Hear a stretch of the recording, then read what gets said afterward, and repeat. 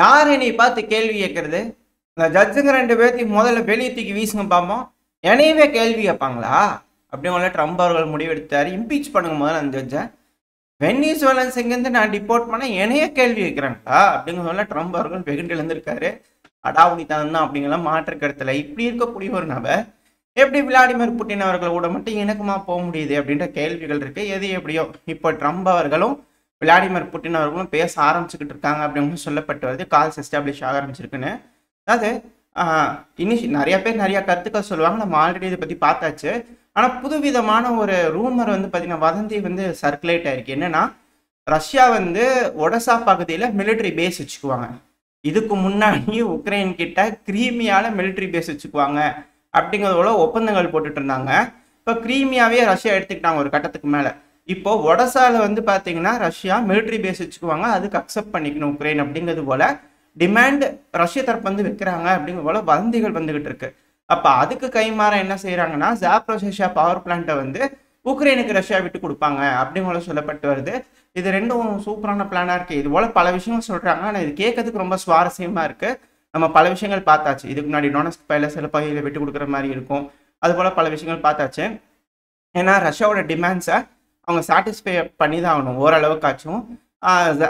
ஒப்லாஸ்ட்ல வந்து கர்சனும் ஜாப்ரோசியாவும் விட்டு தராங்க ரஷ்யா அப்படிங்கும்போது சில பகுதிகள், அதாவது பிடிக்கப்படாத பகுதிகள், சரி ஓகே அது உக்ரைனோட கட்டுப்பாட்டுக்குள்ள இருக்கலாம், உக்ரைன் கிட்டேயே இருக்கட்டும்னு ஒத்துக்கிறாங்க. அப்படிங்கிற பட்சத்துல ஒடசால வந்து மிலிட்டரி பேஸ் வச்சுக்குவாங்க, அதாவது மின்ஸ்க் அக்ரிமெண்ட் போலவே இருக்குன்னு சொன்னாங்க இல்லையா. ஸோ அதுக்கு இது போல கால்குலேட் பண்ணி சொல்றாங்க. அப்படியே என்னங்க தெரியல.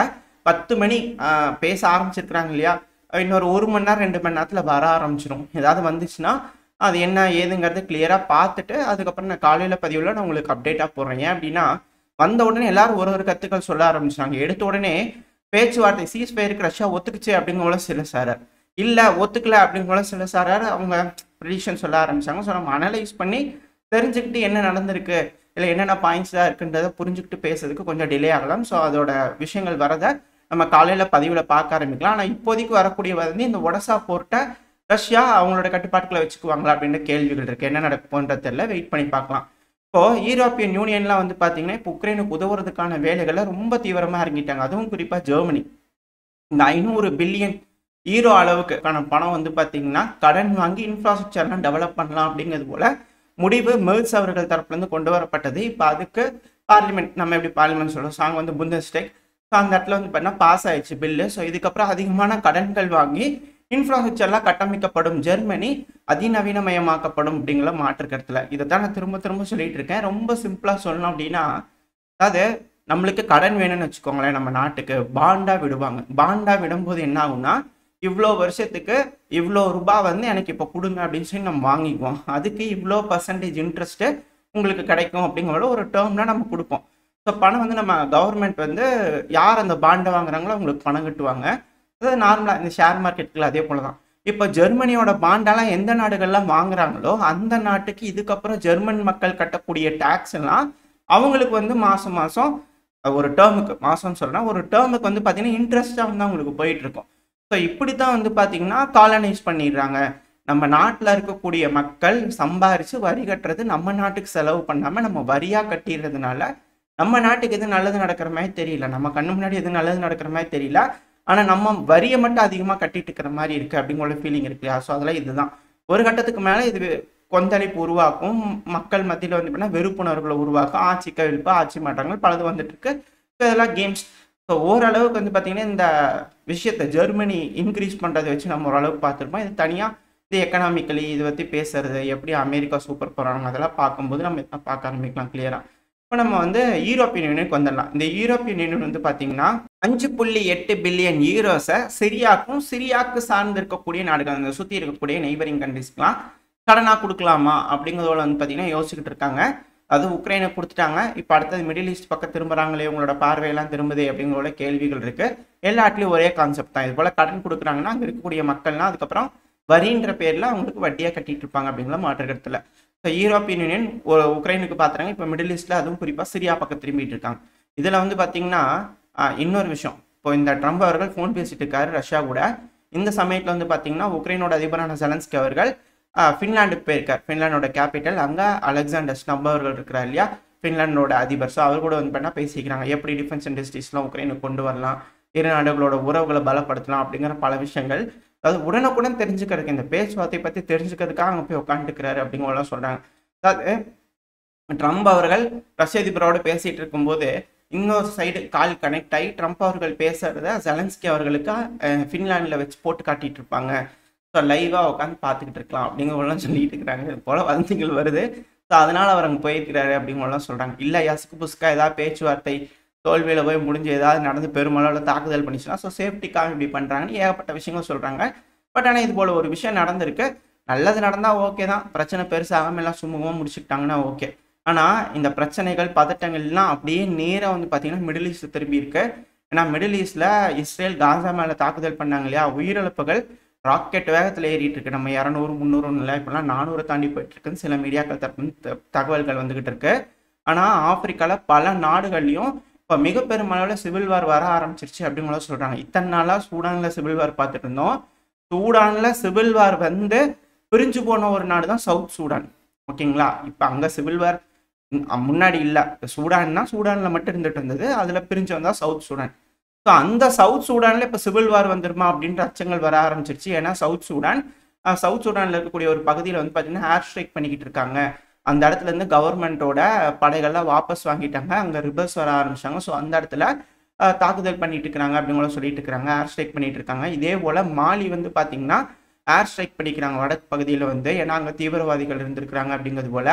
அது மட்டும் இல்லாமல் பக்கத்தில் புர்கினா ஃபேசோ இருக்காங்க இல்லையா, ஸோ அவங்க ஒரு மிலிட்ரி ஆப்ரேஷன் பண்ணி ஹோஸ்டேஜாக பிடிச்சிருக்கக்கூடிய மக்கள் ஒரு 200 300 மக்கள் வந்து பிடிச்சி வச்சிருந்தாங்க. ஸோ அவங்கள நாங்கள் மீட் எடுத்துட்டோம் அப்படிங்கிறது போல் புர்கினா ஃபேசோ தரப்புன்னு சொல்கிறாங்க. ஸோ ஆப்பிரிக்காவில் மிக பெருமளவில் பதட்டம் அதிகரிச்சுக்கிட்டே இருக்குது. அது போலவே சொமாலியாவில் மிக பெருமளவில் பாக பிரிவினை இருக்குது. புண்ட்லாண்டு, சொமாலியா அப்படின்னு சொல்லிட்டு 3 நாடு உருவாகிறதுக்காக இங்கே இருக்குது அப்படிங்கிற சொல்லிட்டு இருக்கோம் இல்லையா. இப்போ சொமாலியாவோட அதிபர் வந்துட்டு இருக்கக்கூடிய கான்வாயில் குண்டுவெடிப்பு நடந்திருக்கு, அதிபர் சேஃபாக இருக்கிறாரு அப்படிங்கிற சொல்கிறாங்க.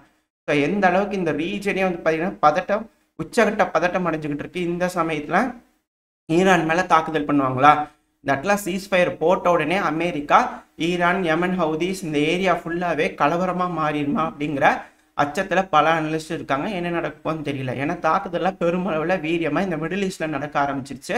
அந்த இடத்துல கொஞ்சம் டவுன் ஆகும்போது இந்த இடத்துல ஃபோக்கஸ் பெருமளவில் திரும்புதே அப்படிங்கிறது கேள்வி வந்துட்டு இருக்கு. என்ன நடக்க போகுதுன்னு தெரியல. அமெரிக்காவோட அதிபர் இந்த இடத்துல சுமூகமான முடிவுகள் கொண்டு வருவாங்களா, இல்லை மேக்சிமம் ப்ரெஷர்னு சொல்லிட்டு மிக பெருமளவில் போரை உருவாக்கி விட்டுருவாரா அப்படின்ற கேள்விகள் இருக்கு.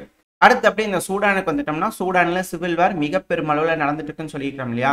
ஸோ ஏப்ரல் 2023 ஆர்எஸ்எஃபோட கட்டுப்பாட்டுக்குள்ள இருக்கக்கூடிய சில பகுதிகளை சூடானோட ராணுவம் வந்து பார்த்தீங்கன்னா மீட்டெடுத்துக்கிறாங்க. இப்போ அந்த பகுதிகளில் வந்து பார்த்தீங்கன்னா 15க்கும் மேற்பட்ட நபர்களுக்கு ஹெட்ஷாட் அடிச்சு கொண்டிருக்காங்க, அதாவது இனப்படுகொலை பண்ணிக்கிட்டு இருக்காங்க ஆர்எஸ்எஃப். மிக பெருமளவில் எத்னிக் கிளென்சிங் பண்ணுறாங்க அப்படின்ற குற்றச்சாட்டுகள் வந்திருக்கு. சிவிலியன்ஸை பெருமளவில் கொள்றாங்க அப்படிங்கிறது போல சூடான் தரப்பு வந்து குற்றச்சாட்டுகள் வச்சுக்கிட்டே இருக்கிறாங்க. இதுக்கு அமெரிக்க தரப்பு வந்து எந்த மாதிரியான முடிவுகள் வரப்போகுதுன்னு பார்ப்போம். ஏன்னா கென்யா மேலே சாங்ஷன் போட்டிருக்காங்க சூடான் ஆர்எஸ்எஃப்க்கு உதவுறாங்கன்ட்டு. யுஏஇ மேலே கோர்ட்டில் கேஸ் போட்டிருக்காங்க, ஐசிசி கோர்ட்டில். ஸோ ஆர்எஸ்எஃப்க்கு வந்து உதவுறாங்க யுஏஇ அப்படிங்கிறது போல். ஸோ இது போல் சிக்கல்கள் இருக்கிறதுனால இதுக்கப்புறம் என்ன மாதிரியான முடிவுகள் நாடுகள் எடுக்க போகிறாங்க அப்படிங்கிறது வெயிட் பண்ணி பார்ப்போம். ஏன்னா ரஷ்ய அதிபரான விளாடிமிர் புட்டின் மேலே எந்த அளவுக்கு கேசஸ் வர ஆரம்பிச்சதோ அந்த அளவுக்கு ஐசோலேட் பண்ணோம் அப்படிங்கிற யோசிச்சாங்க இல்லையா. ரஷ்யான்றதுனால அந்த ப்ரெஷர் பெருமளவில் ஃபீல் பண்ணுறோம். பட் இருந்தாலும் புரிஞ்சுக்க முடியுது. மற்ற நாடுகள்லாம் துணிச்சலாக நாங்கள் எதுவும் பண்ண மாட்டோம் அப்படிங்கிற குரல் கொடுக்கறது தெரியுது ரஷ்யாவோட அலைஸ்லாம். ஆனால் சூடானில் அந்த மாதிரி இருக்காது இல்லையா. ஸோ இதனால எந்த மாதிரியான அழுத்தங்கள் ஆர்எஸ்எஃப்க்கு போகுது, இது போல் அழுத்தங்கள் வரதுனால இந்த பிரச்சனை முடியுமா இல்லை இன்னுமே இழுக்குமா அப்படிங்கிற கேள்விகள் இருக்குது. இந்த சூடானில் சிவில் வார் இருக்கிறதுனால தான், தொடர்ந்து நடந்துட்டு இருக்கனால தான் இந்த இடத்துல எல்லாம் ஸ்பில் ஓவர் ஆகுது அப்படின்ற குற்றச்சாட்டுகளும் இருக்குது. அடுத்து வந்து பார்த்தீங்கன்னா இது போல் ஆப்பிரிக்காவே பதட்டமாக இருக்கிறதுனால தொடர்ந்து இங்கே இருக்கக்கூடிய மக்கள்லாம் அகதிகளாக யூரோப்புக்கு போயிட்டு இருக்காங்க. அதான் இந்த மெடிட்ரேனியன் சீல படகுல போவாங்க இல்லையா. ஸோ அது கவிழ்ந்துடுது போல இருக்குது. இப்போ தொடர்ந்து வந்து பார்த்தீங்கன்னா சைப்ரஸில் சில உடல்கள் மறந்துட்டு இருந்தது, அதை நாங்கள் மீட் எடுத்துகிட்டு பண்ணுறாங்க. துனிஷியாலையும் அதே போல் சொல்லியிருக்கிறாங்க. ஸோ இது போல் கணக்குகள் வந்து அடிக்கடி சொல்லிட்டு இருக்காங்க. இது ஏன் ஹைலைட் பண்ணுறேன் அப்படின்னா, முதல்லலாம் வந்து இது போல் நபர்கள்லாம் அங்கே போகிறாங்க அப்படிங்கிற செய்திகள் இருந்தது. இப்போ அது பெருமளவில் வர்றதில்லை. இந்த இட்டாலி, ஃப்ரான்ஸு இந்த ஏரியாலாம் பெருமளவில் அங்கே போகிறாங்கன்ற செய்திகள் வரதில்லை. ஆனால் இது போல் இறப்பு விகிதங்கள் அதிகமாக இருக்குது. போகக்கூடிய ஆப்பிரிக்க மக்கள் இறக்குறாங்க அப்படிங்கிற ஸ்டேட்மெண்ட்ஸ் அதிக அளவில் பார்க்க முடியுது. இது திரும்பவும் அது போல் அகதிகள் ஆப்பிரிக்காவிலேருந்து யூரோப்பை நோக்கி போகிறாங்கன்னா யூரோப்புக்கு அது திரும்பவும் சிக்கல் தான். அதனால் இந்த பிராந்தியத்தில் இருக்கக்கூடிய நாடுகளை இந்த மாதிரியான முடிவுகள் எடுக்கிறாங்க அப்படிங்கிறது பார்க்கணும். ஏன்னா இந்த ரீஜனே வந்து சிவில் வார்னு சொல்லி இருக்குது அப்படின்னா அதிகமான மக்கள் பாப்புலேஷன் வந்து பார்த்தீங்கன்னா இங்கேருந்து இன்ஃப்ளோ யூரோப்பை நோக்கி தான் போவாங்க. அப்படி போகும்போது யூரோப் மிக பெருமளவில் பாதிப்புக்குள்ளாகும். ஸோ அதனால் என்ன செய்ய போகிறாங்க யூரோப்பியன் யூனியன் அப்படிங்கிறது வெயிட் பண்ணி பார்ப்போம். ஓரளவுக்கான தகவல் இல்லை. அப்புறம் இன்னொன்று, இந்த M23 ரிபல்ஸ் வந்து பார்த்தீங்கன்னா DR காங்கோவோட சண்டை செஞ்சுக்கிட்டு இருக்காங்க சில பக்குவா. ஸோ சில முக்கியமான பகுதிகள்லாம் பிடிச்சிருக்காங்கன்னு பார்க்கணும் இல்லையா? ஸோ அங்காள வச்சு பேச்சுவார்த்தை நடத்தலான்னு பண்ணோம். இப்போ அதில் வந்து பார்த்தீங்கன்னா பெல்ஜியம் வந்து ரவாண்டாவில் இருக்கக்கூடிய சில டிப்ளமேட்ஸ் எக்ஸ்பெல் பண்ணாங்க. ஸோ ரவாண்டாவும் பெல்ஜியமோட டிப்ளமேட்ஸ் நீங்களும் கிளம்புப்பா அப்படின்னு மாறி பிரச்சனை பண்ணிக்கிட்டாங்க. அது கூடவே M23 ரிபல்ஸில் சில நபர்கள் மேலே சாங்ஷன் போட்டிருக்காங்க. ரவாண்டா மேலே சில நபர்கள் மேலே சாங்ஷன் மேற்குலக நாடுகள் போட்டதுனால பேச்சுவார்த்தையே வேண்டாம், அழுத்தங்கள் தெரியுங்களா, வேண்டாம் போங்க அப்படிங்கிறது போல பேச்சுவார்த்தையிலேருந்து M23 ரிபல்ஸ் வெளியே வரதான் சொல்லப்பட்டு வருது. ஸோ அந்த பிரச்சனை முடிகிற மாதிரி இருந்தது, அழுத்தங்கள் கொடுக்குறோன்னு சொல்லிட்டு இப்போ அது வெடிச்சிருச்சு. என்ன ஒன்றுன்னு தெரியல குக்கர். அதே போல தான் மிடில் ஈஸ்ட்லேயும் வெடிச்சிருமா அப்படின்ற அச்சங்கள் இருக்குது. என்ன நடக்கும்னு தெரியல. சும்மா பேசி தீர்த்துக்கிட்டாங்கன்னா பரவாயில்ல, இல்லை என்ன மாதிரியான முடிவுகள் வரப்போது, பிரச்சனை பெருசாகுமா, என்ன ஏதுங்கள்லாம் வெயிட் பண்ணி பார்த்தலாம். ஓரளவுக்கான தகவல்கள் இந்த பதிவில் பார்த்துருப்போம்னு நினைக்கிறேன். இதோட இந்த பதிவை நான் முடிச்சுக்கலாம். இந்த பதிவு எப்படி இருந்துச்சு, உங்களுக்கு பிடிச்சுன்னா லைக் பண்ணிட்டு உங்கள் ஃப்ரெண்ட்ஸ் நம்மளோட ஷேர் பண்ணிக்கோங்க. அது கூட மறக்காம இந்த பதிவு பற்றி உங்களோட கருத்துக்களை கமெண்ட் செக்ஷனில் சொல்லுங்கள். இந்த பதிவு நல்லா இருக்கும். அடுத்த பதிவு உங்களை சந்திக்கிறேன். அது வரைக்கும் ஸ்டே சேஃப். பை.